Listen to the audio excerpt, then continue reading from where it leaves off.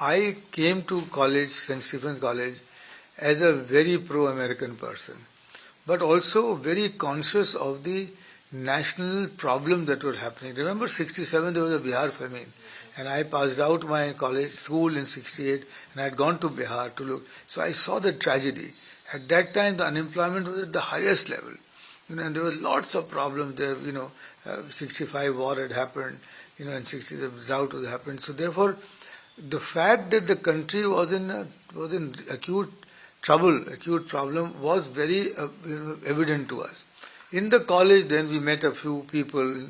I mentioned in the book, there was also a professor who told us that the left-wing ideology, the Maoist ideology, will be the savior of our country. And we saw China, example that it has happened. So that is, so what attracted me to Maoism or Naxalism was actually not that ideology, but more a nationalist ideology of how to take India forward.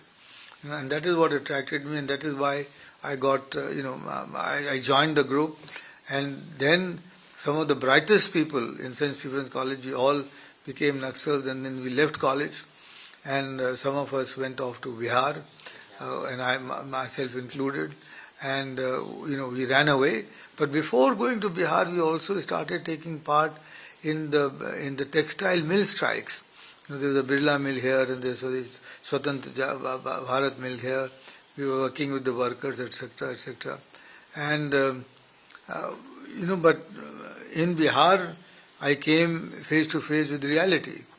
And the reality was very different than what the leaders of the CPI-ML, as it was called, tried to describe.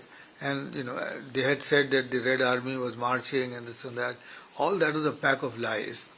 And I must confess that it was really, I would think it's divine intervention that I got disillusioned and escaped before it became too late. Some of my colleagues and friends unfortunately could not do that, and they suffered. But I was able to do that, and the best was that I was living with a landless peasant, and my daily diet was only boiled rice and red chilies.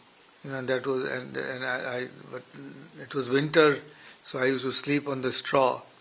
And his wife, because he was a landless peasant, she could not afford even this much, and therefore pretty much asked me to leave. And I stuck on, but at one point the people there asked me to do things which I could not, and therefore I returned back to Lucknow and made a career again. And luckily for me, at that time, the government at that time took a liberal view of those who had left college, and I was able to get admission into Lucknow University. But I didn't go back to St. Stephen's.